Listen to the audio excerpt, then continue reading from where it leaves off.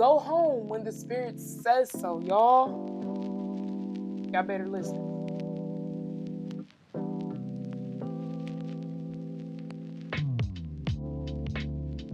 Today, I'm going to be doing a video on surviving college as a child of God. If y'all see me looking down, that's because my paper is here. But anyways, let's hop straight into it. So, before I start this video, I just want to tell everybody, I want to put a full disclaimer out. I'm in no ways perfect. I'm still definitely trying to figure things out myself. I am, however, a junior, and I go to an HBCU. So I'm just giving my 2 cents on ways that I think that I've learned to be set apart in college. So how you dress, especially for like a fun function. Okay, so people, even if they don't know you, will be able to tell a little bit about how you are, how you carry yourself, what you sometimes will and won't take based on just how you dress.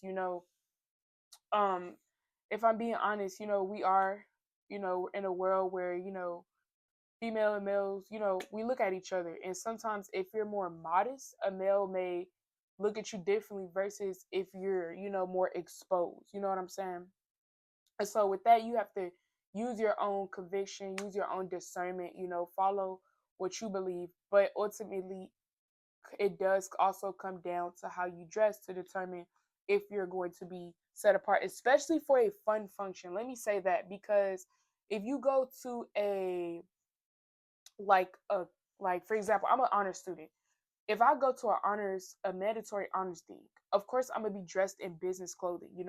And we're honor students. Of course, we already kind of really know how to dress. But the way to really stay set apart and even tell somebody else is set apart, if y'all have like, let's say y'all doing an event on campus that you want to go to, how are people dressed? That's what you got to look at. If you come dressed, fully exposed with barely anything on, that can pretty much sometimes tell people right then and there if you're set apart or not. So that's really one thing you got to pay attention to. So the next thing, who you associate with, guys. I did not really think that this used to matter too much because I used to feel like it doesn't necessarily matter who you hang around as long as you stay true to yourself. However, that is and it's not true because if let's say you're hanging with a group of people, like you know how you are, you know how you carry yourself, your beliefs, all that. But let's say you hanging with a group of people and they're known to be gossipers, they're known to start a lot of uncause for drama and different things like that. That will let you know if somebody is set apart or not. And that's also how you can distinguish yourself to remain set apart from uh the world and the worldly ways and the worldly customs. Be careful, be cautious of who you associate yourself with. And it's okay to be alone. It's okay to not have friends. It's okay to only have a few friends. It's okay to not um and and put yourself in, certain situations because you want to refrain from what they're doing or just the environment, the people. It's okay. Use your own discernment when it comes to things of that, but be careful who you associate yourself with. Another thing, staying in your word daily. I feel like this is easier said than done, if I'm being honest, because as somebody that's a child of God, there's days where it's like, okay, I'm on fire for the Lord. I'm feeling great. I'm feeling pumped up. I'm reading my Bible. I'm fat. You're doing everything. And then there's also, let's be honest, there's days where it's like, I don't even feel like picking up that Bible today. Or, different things like that. But in college, yeah, it's essential that you stay in your word daily. And if you're not on fire, then find somebody who gonna help you get that fire back. That's why I say you also got to be careful who you associate yourself around, because these two kind of go hand in hand, because you want to associate yourself with people who are going to help you grow closer to the Father, who are going to help you look in positive directions instead of like, oh, you're feeling down today, well, let's go smoke, let's go drink. You want to find people that are going to uplift you. And so staying in your word daily would definitely, guys, this would definitely help you in remaining set apart, because you're constantly being reminded, first of all, of all the sacrifices that the Father has done for us without us even wanting anything. in return. We ought to be grateful that we even get anything in return, because the Lord does not even have to give us anything in return. He doesn't have to have this grace and this mercy that he gives to us each and every day when he decides that he wants to wake us up, but he does it anyway because of his love for us. And I feel like that's enough right there to stay in your word daily. And yes, I know, guys, sometimes it's easier said than done. I know for myself, I'm pretty good about getting in my word, but if I had a bad day, if I'm sad, if I'm mad, sometimes when my emotions are getting the best of me, it can be hard for me to say, let me stop and pick up my Bible, or let me go read a little quick devotional, something just to get in the word. But you got to fight the flesh. You have to deny the flesh daily. You say that you wake up, you have to be willing to decide, hey, no matter what happens today, I'm going to choose God over the world. I'm going to choose God over my circumstances. And, this is another way to remain set apart. Stay in your word daily. The Bible tells you everything about how to live, how to dress, how to behave yourself, how to be a daughter, how to be a wife when you're ready. The Bible tells you everything you need to know. So make sure that you're staying in your word daily. And also, you're not doing this for attention. You're doing this for God's approval alone. But one thing I will notice is that people will notice if you are set apart. People are going to notice if you are a child of God, the way you carry yourself, the people who you associate with, they're going to know, okay, yeah, that's a child of God. And you want to make it, we're not perfect like Jesus, but you want to do your best to resemble him or make somebody look at you and just be reminded of how good he is. That brings me to my next home. Go home when the Spirit says so, y'all. Y'all better listen. Go home when the Spirit says to go home. What do I mean by this? So, let's say you're out at a function or something, or you're at a college event. Who knows where you're at? But after a certain time, it's really no point in you being there. Sometimes you don't have to be there at all. But if you are there, or you just like, okay, I want to check it out, get a feel for what's going on, but it's something on campus or whatever the case may be, and you're like, I'm not feeling it. Go home. You're gonna feel that conviction, you're gonna feel that discernment that's telling you go home. Don't be afraid to be like, all right, y'all, I gotta do.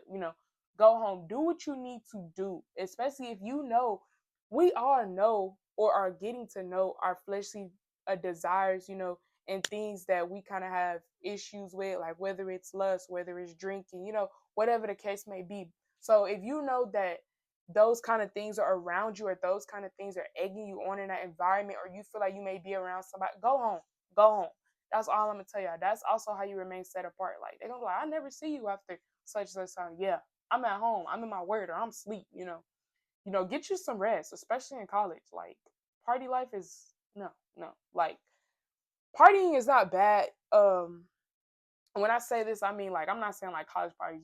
I'm talking about like, let's say your family had a party, something like. I'm not saying all parties are bad, but you know, go home when it's time to go home. If you're at um a college function or something, you just know it's not it. Please go home.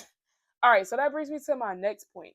Certain things God will say no, or you would just feel conviction. Guys, this is so, so, so, so true. Like, God can give you conviction or discernment on a person because you'll see the fruits that a person bears. I'm pretty sure for me, I feel like it don't even take me that long to recognize the fruits that a person bears, guys. It doesn't take that long. You just have to observe, you have to listen, see how they act when they're around you, see how they act when they're not around you. Just listen to them and listen to the Father. What is God saying about this person? And this is not to say be judging of people, but be cautious and listen to God. God may be saying, hey, that person is battling something spiritually. Give them time, give them space, or, encourage them, send them a verse. But, you don't want to engulf, you don't want to put yourself in that situation to where you start picking up bad habits that person has, and y'all both going down that wrong direction. You know what I'm saying? So, use your conviction, listen to the Spirit, listen to God.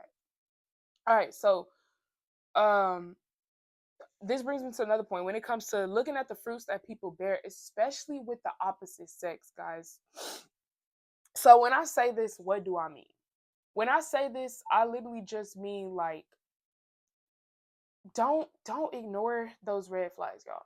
Don't ignore those red flags. I know that sometimes a lot of us children of God, we may see somebody and be like, oh, if you're one, you go to church, they go to church, or they in their word, or they know this, they know that. Yes, but look at the fruits a person bears. Just because somebody says, oh, I go to church, or oh, I read my Bible, or oh, this, oh, that, that does not mean, guys, that does not mean that they are necessarily sent from God.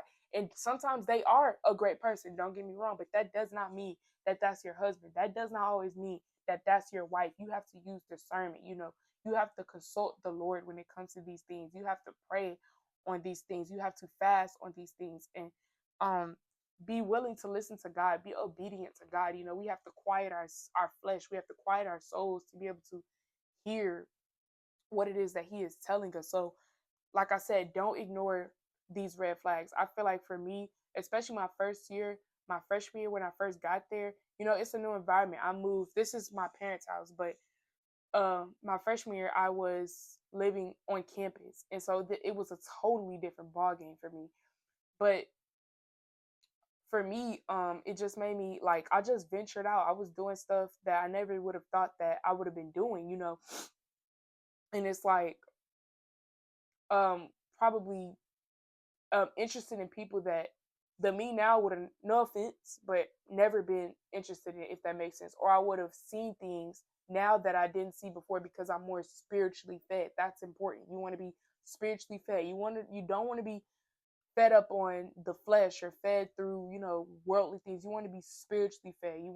That's how you contain that clear sense of belonging, that clear sense of mind. You're able to hear God the clearest, when you're spiritually fed. Not every day is going to be perfect, like I said, but that's why you have to use that discernment, and look at the fruits a person bears. It'll save you a lot, especially if somebody is like a false, counterfeit, something like that. Yeah, you definitely don't want to ignore red flags. And I'm not saying like if they make a mistake or something, oh, we can, like, I'm not saying do the most about it. That's what I'm saying. Use discernment, use conviction, because you just have to trust God, and ask God, was that an accident, or is this person going through something that I need to understand, or is this person just not is not sent from you. And I think a lot of times we might be like, um, the devil sent that person in my life, or the devil did this, but sometimes it's just us being disobedient, or sometimes it's us, like, for instance, you might choose, instead of getting in your word or just going home and just chilling, I'm gonna get up, I'm gonna go out, I might go with that dude, I might go with that girl, and I'm gonna do this and that. And sometimes that's not that's us, being disobedient to God. God didn't say go do that. God didn't send that person. You decided to go and pursue that person. Just a lot of different things. And so the last thing I'm gonna touch on today, y'all, is finding an accountability partner. This is very, very important. So for me, my accountability partner is my best friend. You guys see her in a lot of my videos sometimes. And so I will say for us, we have had an interesting friendship because I feel like our lives kind of mimic each other in a way. So our freshman year, like, I feel like at the same time that I was sinning, she was also sinning, or different things like that. But I feel like as time went on and we became more spiritually fed, and just, understanding how this works and how we're going to survive as a child of God through college, we started to keep each other in check. And now it's to the point where it's like, okay, if I'm, saying some stuff that's like out of pocket, or I'm letting the flesh get the best of me, my accountability partner will be like, hey, you need to cut that out. Or, she'll be like, did you pray? Those kinds of things. So all of these things are ways that you can remain set apart in college. And this kind of goes also into life, period. How you dress, who you associate yourself with, looking at the fruits that people bear, how you carry yourself, your character, your attitude, all of these different things, and you'll know when you're set apart, because sometimes, a lot of times, I feel like for me, people tell me all the time, I'm not saying they walk up to, oh my gosh, you're so set. No, I'm not saying like they do that, but sometimes, like, the way they compliment you, like, oh, I noticed the way you dress, or like, I love the modesty, or like, they might even just be like, I can tell that you have a genuine heart, different things like that. And even people who don't believe in Jesus have told me that, or sometimes people will come up to me. Like I said, I'm not perfect, in no way am I perfect. Let me just put that out there. But sometimes, like, people would come to me and they'll be like people I don't even talk to like that would be like, oh, well, I noticed this about you, or that. I just wanted to ask, because, they may have a question about the Bible or something like that. And that's another thing. That's another thing. But I feel like I should make this a totally different video. But I just also want to touch on that. When you're set apart, people are going to ask you a whole lot of questions. You might even get a lot of bad faces. Like, people going to be like, Like you're born. You're weird. Okay. So what? I'm weird and what? God love me anyway. Like this life is literally temporary. Like we have to keep that in the forefront of our minds. This life is temporary. So if somebody, like, let's say you decide you're not going to a function, or you're not feeling it no more, you gotta dip, or you gotta let go of that dude or that girl that you've been messing with because you realize it's not right. And they may have backlash. That's fine. Like God did not say this life was gonna be easy. Everybody not gonna accept you. That's another thing. When you're set apart, get ready for all of that. A lot of storms gonna come because the enemy knows. The enemy knows how you move it now. The enemy knows the Bible too. So be cautious, use that discernment. Talk to God daily, y'all. But I pray that y'all enjoyed this video. I hope this did help some people. I just want to let you guys know, like, this is a video that it can be used anywhere, but specifically to the people that are going to college. You may be nervous about college. Maybe you're already in college and you just want to see, like, how can I remain set apart, stay true to myself? These are some of the ways